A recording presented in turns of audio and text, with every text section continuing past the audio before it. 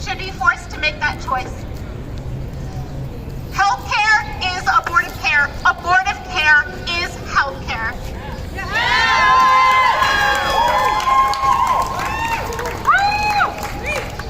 Thank you everyone for coming out today. There's water and snacks over here. This is going to be a long fight, and I want to remind everyone to take care of their mental and physical health. Remember to stand with each other. Remember to hold on to the joy in between the struggle, because we cannot wait until we are done struggling to feel joy. That's right! Resistance and joy! Is Daisy up here? Calling Daisy. Calling Daisy. Okay, so I'm gonna pass this off to our first speaker.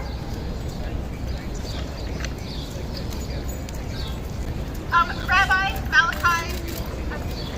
Sorry, Rabbi. Sabina.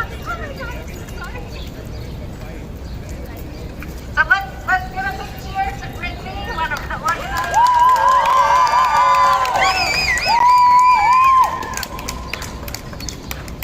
I'm Rabbi Malka Klein, and I'm so grateful to be here today. And I will be turning 50 come October, and it's just so inspiring to be with young people organizing and lifting up truth and justice and compassion. And I had the blessing of standing in a stream yesterday, and this chant came to me, and I invite you to join me.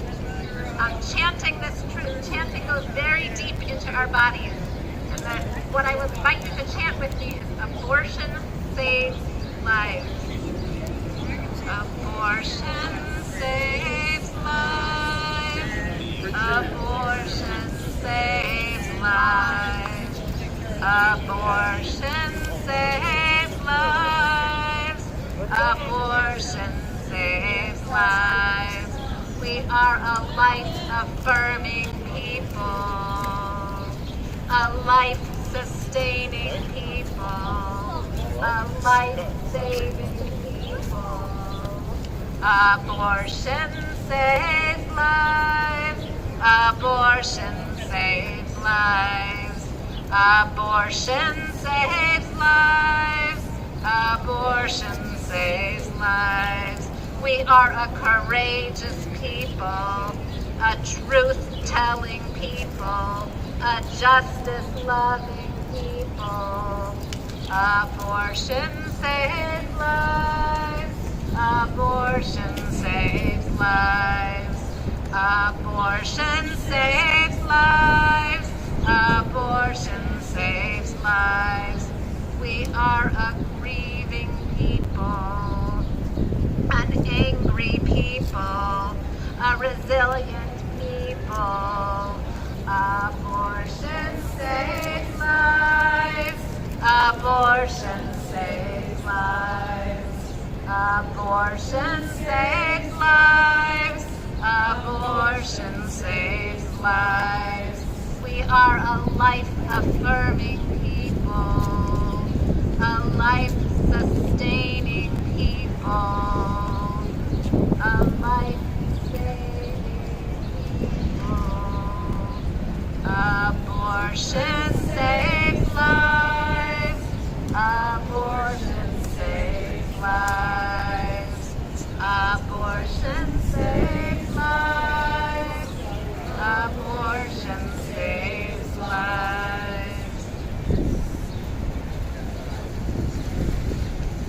That's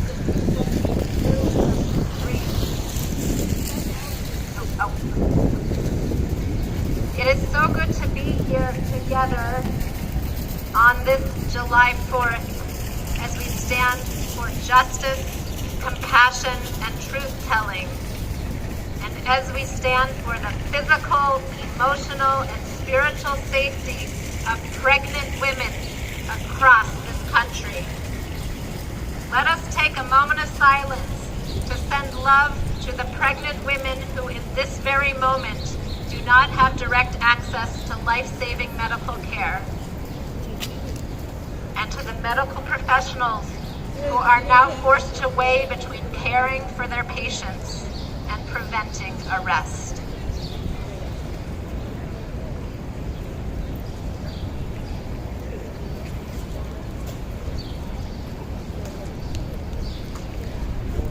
Abortion saves lives. Abortion saves lives. We rally together to connect heart to heart. We are not alone. We hold the space for one another to grieve, to share our stories and our rage, to heal our spirits and build communal power, to find our grounding and our alignment and our courage and our resilience, and to call forth a vision of a world infused with love, compassion, and justice. Access to abortion saves lives. Bans on abortions do not stop abortions. They make them more dangerous. I come here today carrying the story of my dear friend Susan Levitin, who shared this story about her grandmother, Zelda Jaspin Levitin. Zelda died in 1915 when she was in her 40s. She had borne 7 children who lived and others who had died. And she was pregnant and nursing on and off for over 20 years. Susan's father was Zelda's only boy, the youngest, and when he was 2, his mother died. Only when she was in her 40s, Susan learned from an older cousin that Zelda had died from a botched abortion. She had been told that Zelda had died from intestinal disease.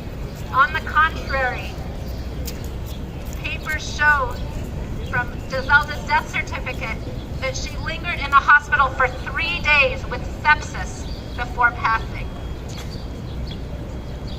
In Susan's words, the what-ifs and holes in my father's life are enormous as I try to put the tiniest bits of information together. Who knows who Zelda turned to when she was overwhelmed? Who knows how many lives would have changed course had she not died in 1915? And from my friend Susan, the idea that I marched in the early 70s for reproductive rights, not even knowing how close to home the fight was, is humbling and magnifies my rage and fear today. May the memory of Zelda Jaspin Levitin be a renewing blessing. I am wearing a piece of sackcloth today. I stand here as a faith leader, a religious leader, and I believe that we need to revive this practice in the Bible of wearing sackcloth. We wear sackcloth to mark our grief and in response to impending doom, and we wear sackcloth as a way to remind us that it is time to repent. It is time to repent of the many ways that our government perpetrates harm on people and upon the earth. In Jewish tradition, on our holiest day of Yom Kippur, we tap our chests in repentance, reciting together our communal sins. And I invite you, if you would like to join me, in tapping our chests for the sin of endangering pregnant women in 2022.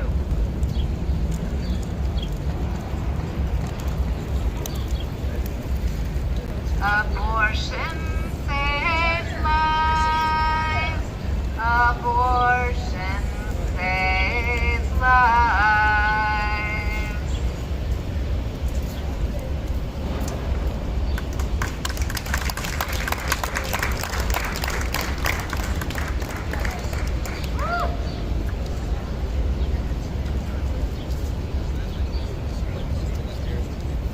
And I can't. Next, I'm looking for Vash.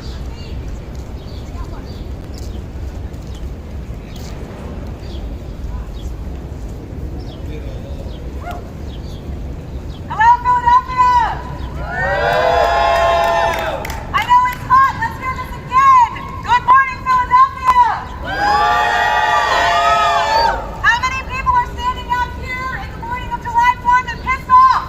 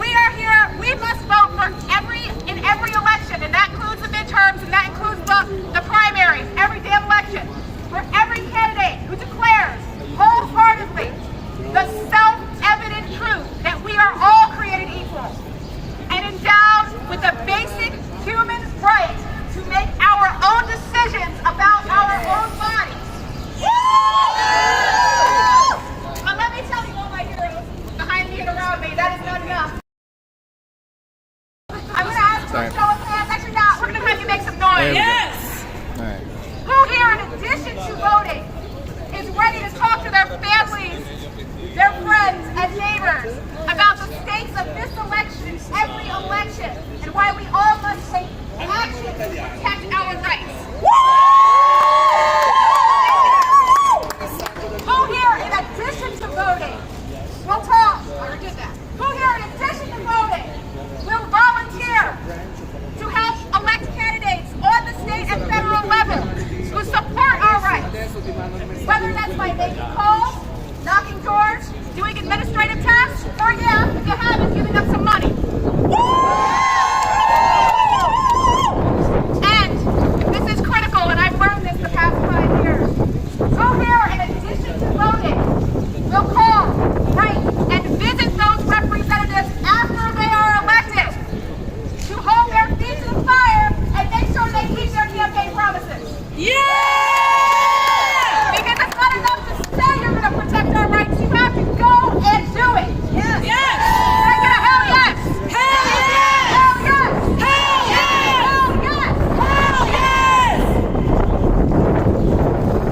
We are all heroes. Every single person I look at today, behind me and in front of me, walking past with your pets and your bags, ready to do the work. You are heroes to me. And we are all fighters. And I'm borrowing this from a chant that we give at Tuesdays with Tuesdays. He's not with us, but he's stuck with us until we get rid of him. So when I say when we fight, I want y'all to say we win, okay? Okay. Okay, all right. So we're going to try this out. When we fight, we win. When we fight, we win. When we fight, we win. Thank you very much.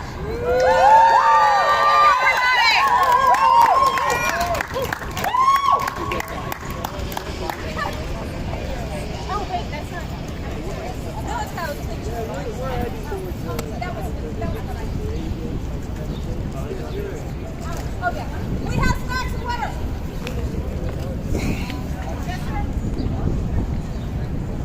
Just a reminder that we have snacks and water over here.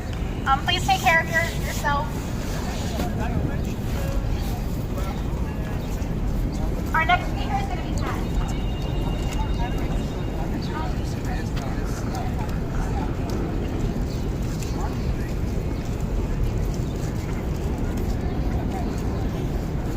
Excuse me.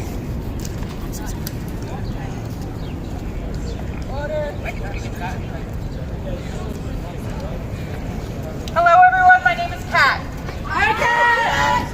And I am a lot of things. I am a mother, I am a daughter, I am a sister, I am a friend, I have adopted a child from the foster care system, I have been a victim, and I have had an abortion.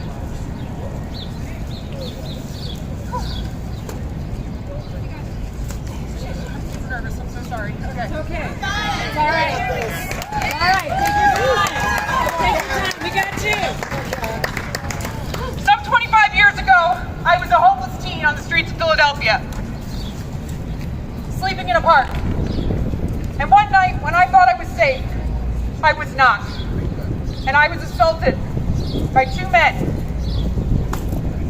And in spite of my best efforts, they won that night. And as an underage girl, when I found myself a few months later pregnant from that experience, I had to go to the Planned Parenthood in Philadelphia, and I needed an adult to sign. So I called my estranged father, and he came and signed the paper, but not without calling me a whore and a tramp. And he never once asked how this had happened. In fact, nobody asked.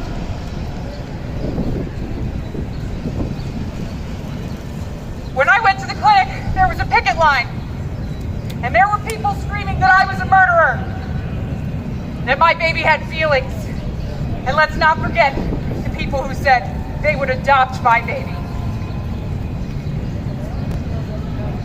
And I was too scared, too young to say anything, or to stand up for myself. But I have something to say now.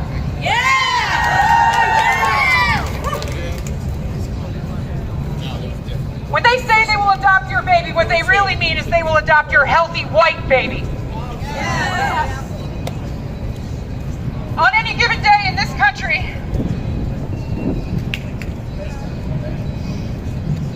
there are 424,000 children in the foster care system. And on any given day, over 100,000 of those children are eligible for adoption. So to the pro-lifers, I say, if you are not just pro-birth, go save one of those children.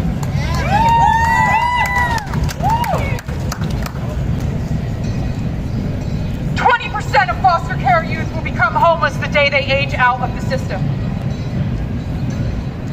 But the people who are screaming that they are pro-life are not standing up for these children.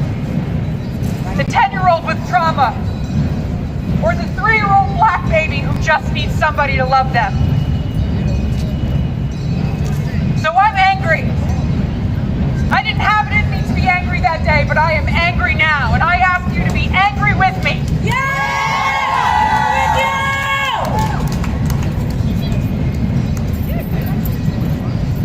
And I have one more thing to say. It is Independence Day. And about a week ago, the Supreme Court decided that more than a large amount of women in this country were less than. And that is not freedom. I am proud to be a wife of a veteran who is here with me today to support myself, my sister, and all of you. This day is about freedom. And the women in this country lost that last week. And it is our job to stand up and speak out. I am not alone, and neither are you.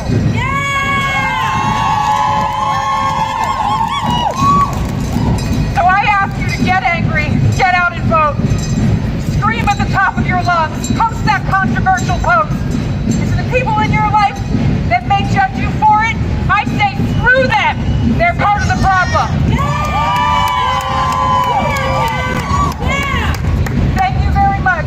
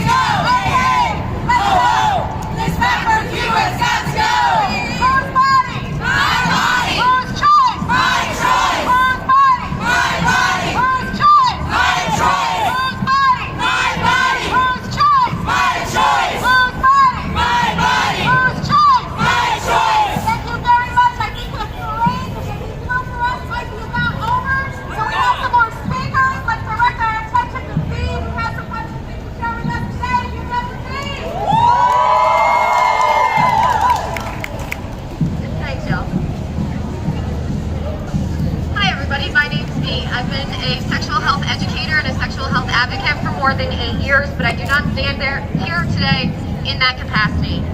I'm here simply today as a person who is scared, a person who is angry, and a person who will not be quiet about it. So a little backstory on me: when I was 16 years old, I had dated the boy that I was dating for well over a year. And I did what most 16-year-olds do at that point, because when you're 16 and somebody tells you they love you, you're going to believe them. Now, unfortunately, it wasn't a great experience, and I found myself a few short weeks later stunned and shocked because I had done everything right. I was on birth control, I was careful, I was smart, and how did I just find myself 16 and pregnant before MTV could come in and save me? So I had to make a choice, and it was my choice. And what I chose to do was to have that baby. But as most relationships do at 16, before I was 17 and that baby was born, it was over horribly and violently, but it was over nonetheless, and I was a single teenage mother at 17 years old. But that was my choice. Now, according to DoSomething.org, within 24 months, most teen moms will find themselves in the exact same situation. And that is what happened to me. 19 years old in a very different relationship, but I found myself in the very same situation, only this time I was a single mom of a special needs child, and the boy that I was dating now was in college, and he had a life and a plan, and this did not fit into that. So I had to make a choice, because at that time I had the right to make that choice. And this time around I made a very different choice, because it was what was best for me and my family. And I'm very fortunate that I had someone who held my hand and cried with me while we made this very difficult decision. And I was incredibly fortunate to have someone to hold my hand as we walked to the clinic through the line of people who called me a murderer and a whore and a whole host of other things that don't bear repeating. But he held my hand nonetheless. Now, most relationships at 19, they end as well. So let's fast forward 8 more years. Only this time, I am a mother. I've had 2 more children and 3 miscarriages, and I find myself at 27 years old, pregnant with my husband's child. And my doctors are concerned. You see, the trauma from births 2 and 3, they did damage. And those miscarriages, they did damage as well. Because most people don't realize that the D&E is part of abortive care. And yes, that is a terrible experience for a woman who so desperately wants a child, to be told that this is what we have to do. It is scary and it is painful and it is cruel, but it is part of our health care, and I had a choice. Now at 27, when my doctor said this probably isn't a good idea, let's discuss your options, I had a choice. And I chose to have my daughter, and I was very careful, and I had all of the extra appointments and the monitoring and the bed rest, and it was dangerous and it was scary, but it was my choice. Because I had that right at that time. Now after that, my doctors told me that I would not be able to carry another child to term and survive the experience. So what choice do I have now? Because at 27, a tubal ligation is not an option according to the insurance company. You see, I was too young. It didn't matter that I already had 4 kids, and it didn't matter that it was the doctor's recommendation, and it didn't matter that my husband signed the piece of paper that said I was allowed to do it. The insurance company said no, and that was the first time I found myself without a choice. You see, the lady on the phone said to me, "But you're so young, what if your next husband wants children?" So we did the responsible thing, and my husband stepped up and he had a vasectomy. You see, he didn't need my permission. He called his doctor, and within a week he had an appointment and a script for Valium, and I took him to the office, dropped him off, went grocery shopping, came back and picked him up. He spent 3 days sitting on peas, playing video games, and that was our choice. But now it is 11 years after that, and I am in a very different situation. You see, I am no longer married, and I no longer have choices. It is scary, because 2 weeks ago the world changed. My world changed. I no longer have choices, but I very definitely still have the same health complications that would not allow me to survive another pregnancy. So here's what I have to say to those on the pro-life side of the aisle who thought they achieved a great victory. Whose life are you pro? Because it isn't mine. That's right! You are certainly not worried about the 4 babies that I already have, because when something happens to their mother, who will rise to the occasion? Who will take care of them? You see, I have special needs children. I have a gay child, and I have two girls who now grow up in a world with less freedom than I had. They no longer have choices. Choices that my grandmother fought to ensure on these very same streets 50 plus years ago, to make sure that I had the option to have the choices that I made in my life. So let's go back to that. Because in 1973, when Roe versus Wade was ruled on, it was on the basis that we had a right of privacy, autonomy, and self-determination, and that the government had no right to infringe on those. These are the precedents for adults' rights to sexual intimacy. This is the precedent for same-sex marriage. This is the precedent for things like contraceptives and artificial insemination, IVF, things like that. This is the precedent for interracial marriage. This is the precedent for the rights and autonomy of those the government deems physically disabled or mentally ill. So I am here today because I am scared, and I am angry, and I will not be quiet about it, because I have special needs children, because I have a gay child, and because I have little girls who deserve to have choices, just like all of you. So yes, I need you to vote. I need you to register and vote in every election, but I'm going to give you one more little thing that you can do in the meantime. If you take out those phones and you go to ohchr.org, this is the Council for the United Nations Human Rights, and you can fill out a form there, a complaint procedure form, in order to let the world know that we will not stand for these rights to be taken away, because women's rights are human rights. And what happened 2 weeks ago was a gross and disgusting abuse of power and a violation of human rights. So, we need to get angry, and we need to do something, and we need to band together now, because as the TikTok community likes to say, if we go down together. We go down together!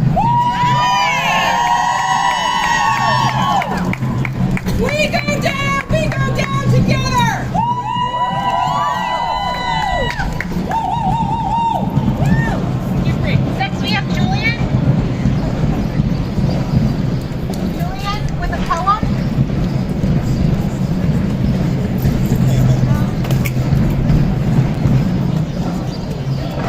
Shane.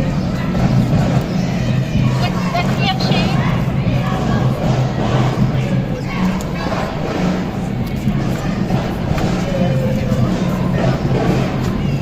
Oh, sorry about that. I was so busy talking to people that I almost missed my chance to come talk to people. So, hello there, my name is Shane. I'm a member of Socialist Alternative, and I'm so excited to see all of you out here today. Despite the nonsense that is going on behind us as people celebrate this bullshit holiday, while we are sitting here trying to say that we need our rights and that we're mad as hell. So yeah, and who's mad as hell at the Supreme Court? Absolutely, because the Supreme Court is an unelected body telling us what we can and cannot do with our bodies and our lives. Their job, just like the rest of the justice system, is to uphold exploitation and oppression. And after days like we saw last Friday after that decision, that they show us their true colors, and that their function is to try to keep us in our place. And we're mad as hell at the Republicans too, aren't we? Of course we are, because the Republicans have been whipping up their base over the issue of abortion since the 1970s. And they've been building power at every level, stopping at nothing to get to this point of absolute crisis, where in half of the states it's going to be illegal to get an abortion, and in states like ours, it's going to be even harder to get an abortion than it has been in 2 generations. And of course, it's going to be even hardest for poor people, black people, and immigrants. And so the right wing has been on the offensive across the country. They've been attacking queer and trans youth. They have been attacking voting rights, and they've been attacking more. This decision opens the door wide for other further attacks on hard-won victories like birth control and LGBT rights like same-sex marriage. And you know what? I'm mad as hell because this was not inevitable. Ever since this draft decision was leaked in May, the Democratic Party and the NGOs that are tied to them have refused to organize any real fight back at all.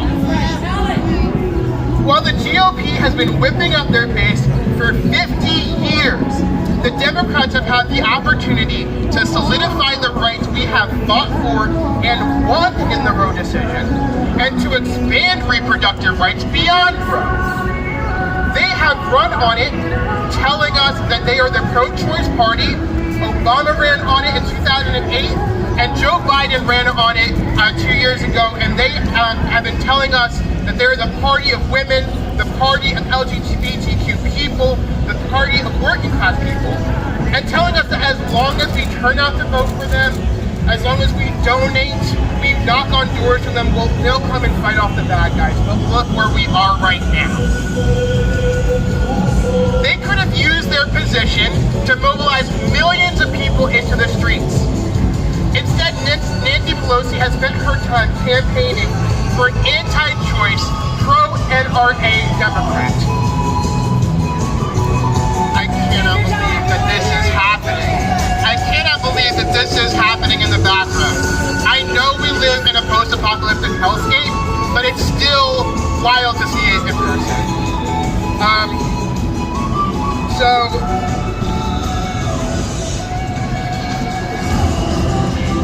Sorry, lost my place. So, they have stood on the sidelines while working class people have showed up willing to fight.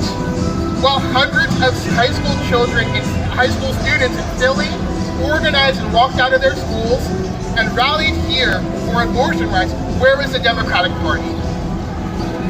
Absolutely nowhere. That's right. They have the White House. They have majorities in Congress. They have the ability to take meaningful steps if they had the political will to do so, to overcome this attack from the right. This very second, and we demand that Joe Biden takes actual steps. He could, at this moment, sign an executive order opening abortion clinics on federal land in the more than 20 states with trigger bans. He can do that right now because he doesn't want to. Clinics would then be free to operate out of federal office buildings or mobile clinics that could be set up on any federal land, any VA clinic anywhere. He could make abortion pills accessible across the country using the FDA's guidance to preempt any state restrictions. He could expand access to telemedicine services for abortion and use the federal control of the mail system to guarantee shipments of abortion pills will not be, and guarantee that shipment of abortion pills will not be restricted. He could do all of that right now to guarantee abortion rights, but he won't do that. In fact, he recently tweeted saying that he's in favor of abolishing the filibuster, and we know that's nothing but words. He'll say whatever he can in order to get people to vote in November. In fact, he's in favor of abolishing the filibuster in November. Where does that get us now? It gets us absolutely nowhere. Young people and working people around the country have been fired up and searching for answers for what they can do to stand up for abortion rights and fight back against this rotten system. And the answer they've gotten from the Democrats and their NGOs, they've gotten fundraising payments. They've been told that, but we have to understand that voting blue means nothing when the Democrats refuse to fight once they're in office. The Democratic Party still can and should abolish the filibuster to make Roe the law of the land. But on the day that Roe was overturned, Biden said he wasn't planning to take any executive action. He wasn't planning to do any of those things that I talked about that he could do. And he emphasized he wanted to keep protests peaceful. They cynically use this issue to hold over our heads every 2 years when it's time to vote. But they also refuse to fight because they know that a movement strong enough to defend abortion rights wouldn't just fight for legal abortion, it would also fight for free abortion under Medicare for All system. That type of movement would come from the Democrats in their corporate interest too, and that terrifies them. So where do we go from here? How do we build the type of movement that's necessary? And I want to be clear that abortion funds, underground networks, and crowdfunding will absolutely be a vital lifeline for working people who need abortions. But holding these up as the only solution, isolated from mass struggle, points in the wrong direction. Winning back abortion rights as a legal right across the country will require going beyond acts of individual resistance and taking up collective class struggle methods like organized mass walkouts, workplace actions, strikes, and militant direct action. But we need to do this, we will need to be organized. It's clear that the liberal women's and reproductive rights organizations are not willing to do what's needed. What we need is a new mass organization of struggle. We need a mass movement with democratic structures that can provide a headquarters for the struggle to defeat the right and protect or win back our right to bodily autonomy wherever we are in this country. This movement needs to have clearly defined political goals, democratic structures, and complete independence from the Democrats. We need the labor movement to take the lead in building this. And I think it's time that, like, as workers, I'm an educator, and as a worker, I think it's time that since we will be impacted by the decisions, that we're the ones who make society run, and so we have the power to grind society to a halt. That we use that power in order to tell the people in charge that we won't take this anymore. Republicans are forcing working people to give birth with an incoming recession and skyrocketing inflation. Working class communities are pushed to the brink with absurd prices at grocery stores, gas stations, and everywhere else. Infant formula shortages and price increases will impact Black and brown working class communities the hardest, already ravaged by the COVID-19 crisis, police brutality, and the gun violence epidemic. So we need a real choice whether to have children or not. This means free housing, gender-affirming health care, and reproductive health care. That means making maternal mortality a thing of the past. And just like Amazon workers and the Amazon labor union who are currently fighting for a good union contract in defeating Bezos, we need a $30 minimum wage. That's why I'm a socialist. Liberal feminism has no answer for the current crisis we're facing. Fighting for our rights and winning back those that we've lost winning back those rights that we've lost means fighting for socialist feminism. We need a new party for working people, women, queer, and all oppressed people on the basis that bases itself on social movements and fighting unambiguously for our interests. Every victory we win under capitalism can be clawed back by this vicious system. They don't want another George Floyd rebellion to happen again, so they're mobilizing a counterattack against working class people by eliminating reproductive and gender-affirming health care, funding bloated police departments, and allowing the gun violence epidemic to continue. So, if you want to come into struggle with us, Socialist Alternative is going to be co-hosting an action tomorrow at 6 p.m. at 5th and Market, and if you want to fight, come out and join us. If you're interested in joining our organization and learning more about how you can help build this movement, come talk to me and the other people in Socialist Alternative that are here today over at our table, and, you know, just keep getting into struggle, join Socialist Alternative, solidarity.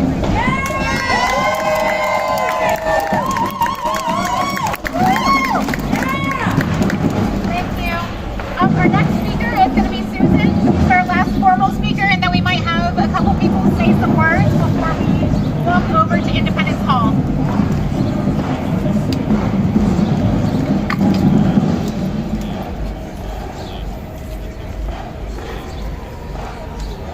Hi, I'm Susan.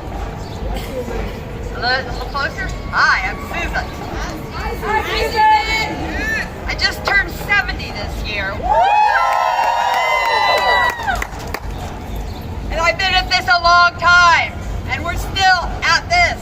And we need to drown out these bans. Abortion is a human right. Abortion is a human right. Abortion is a human right. Abortion is a human right.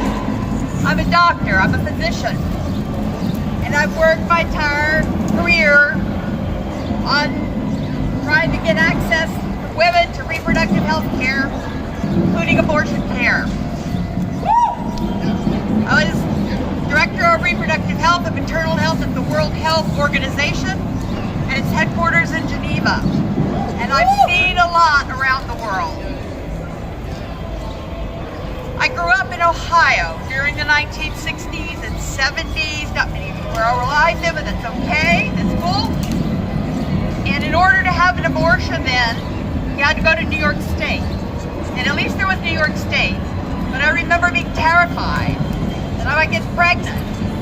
And I remember being terrified I wouldn't know what to do, and I wouldn't have the money, and I wouldn't know where to go. And then there was the shame of abortion, the shame of being pregnant when you were not married. It's still bad.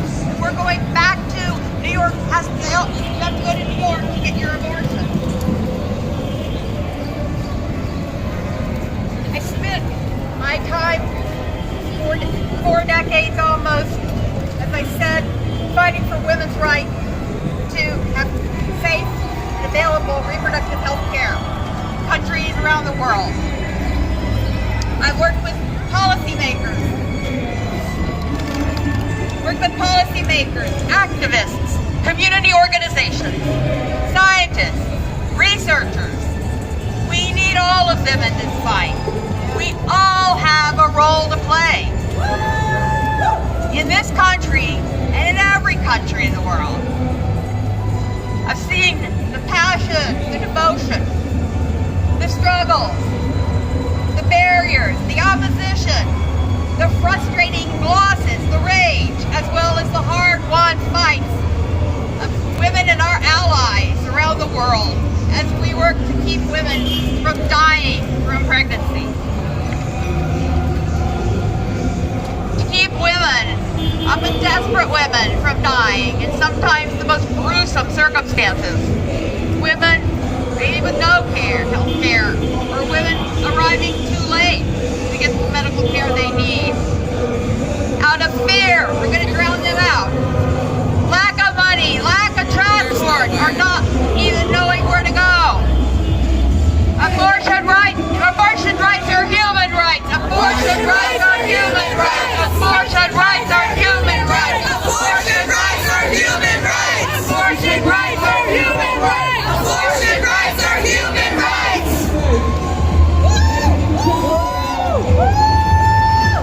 Our country, as some others have said, our country already has an appalling record of maternal mortality.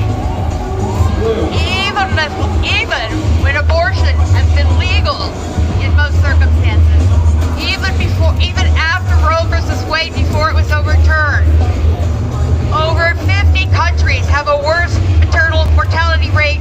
Over 50 countries have a better maternal rate. Over 50 countries do a better job than the United States in keeping women from dying during pregnancy. Over 50 countries. That's shameful. And women of color are more than 3 times as likely to die from pregnancy as white women. That's not okay. And as abortion gets more restricted, that's going to get even worse.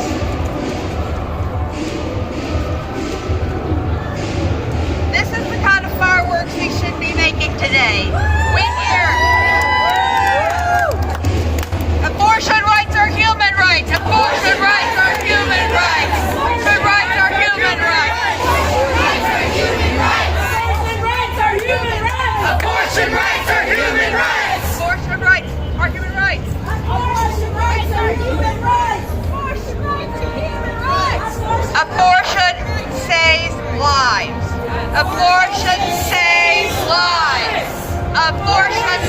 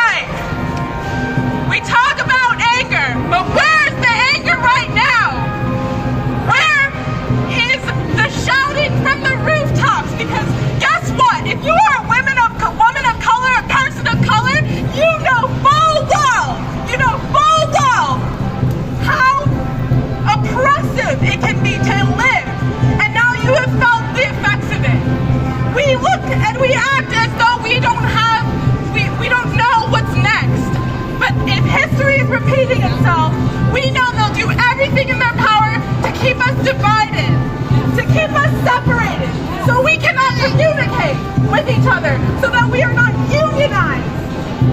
We know if we're going to do something, we have to do it together. Repeat after me. If we're going to do something, we have to do it together. I want everyone at this protest right now to not have it stop at this protest, to not have it stop at these signs, to not have it stop with one conversation. You know what we need to do? We need to be loud. We need to be passionate. We need to be informed. We need to educate. And I want every single one of you to walk away today having done something a little better by informing somebody who might not have known, by giving people resources who might not have had resources. What are you doing in your lives today? What can you do today that can make a difference? It's about the little differences that make big differences. Right? Yeah! Good. So before you hit that pillow tonight, ask yourself, what have I done to create change today? Thank you.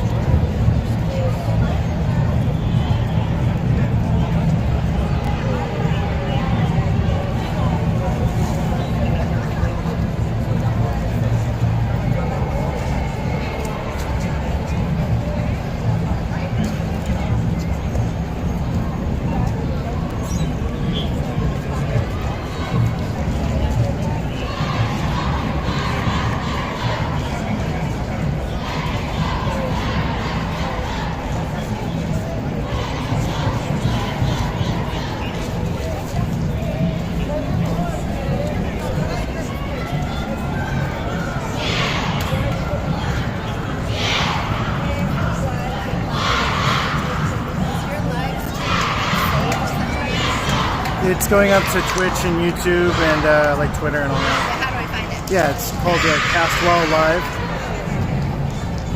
Yeah, I get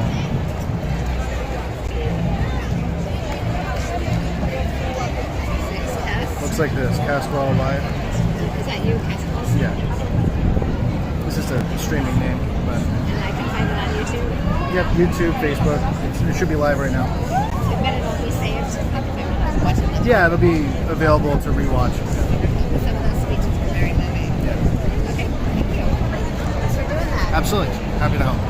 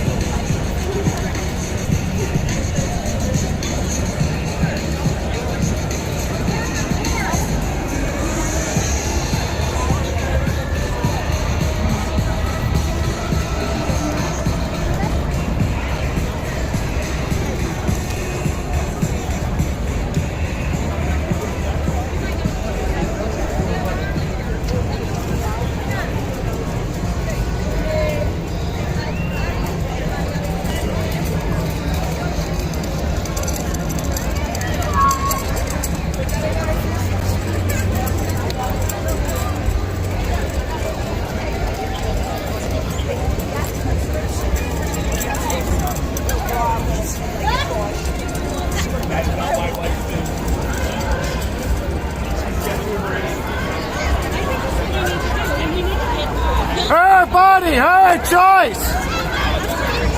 Her body, her choice. Her body, her choice.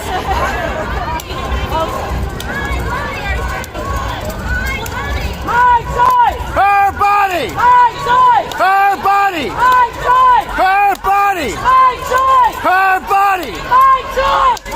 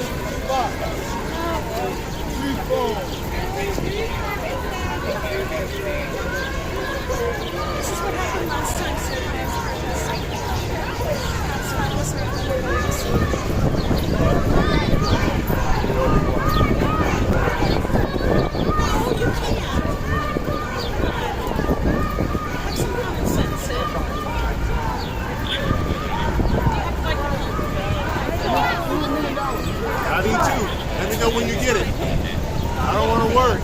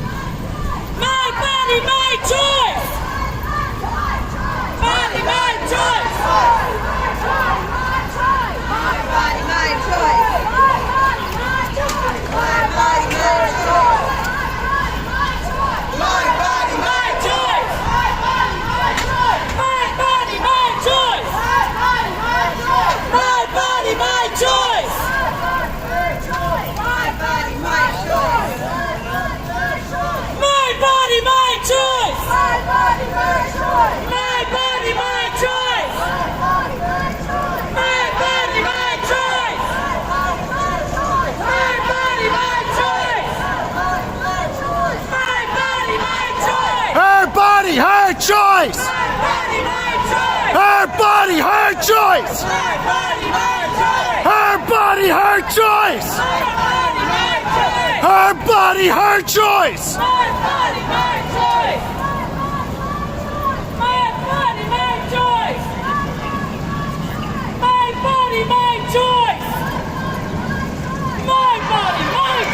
Her body, her choice! Her body, her choice! Her body, her choice! Her body, her choice! Her body, her choice! Her body, her choice! Her body, her choice! Her body, her choice! Her body, her choice!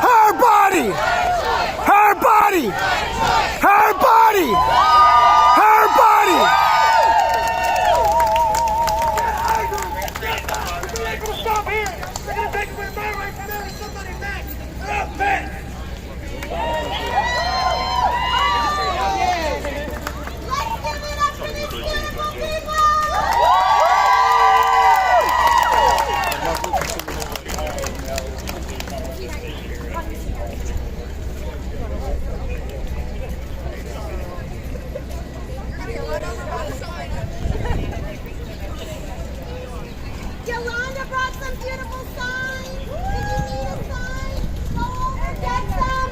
She also made some beautiful hangers. Go get some. We're going to get started in just a couple minutes. We got markers. We got markers. Loving it. Loving the teamwork.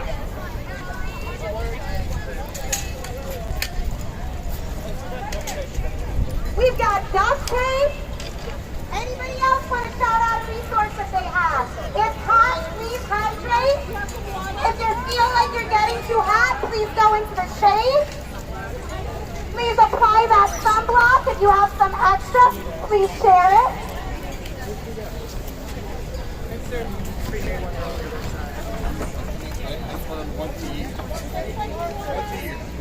It looks like Joe's holding up some sunblock.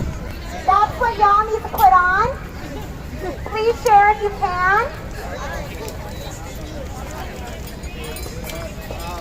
God bless. I agree wholeheartedly with y'all.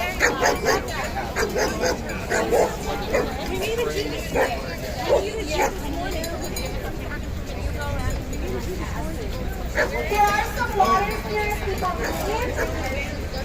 We're going to get started in just a few moments. We're so glad that you're with us.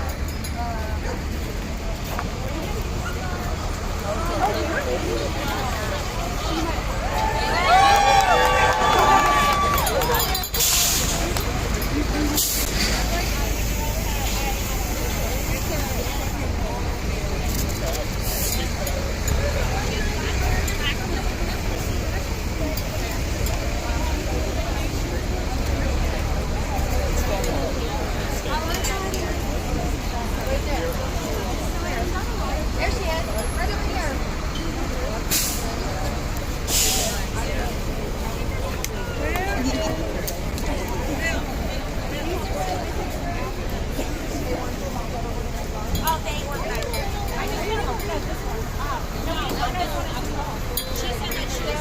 Yeah, they want to talk about what organized for.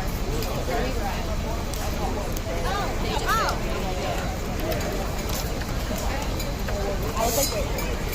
Hey guys. Hey. Excuse me.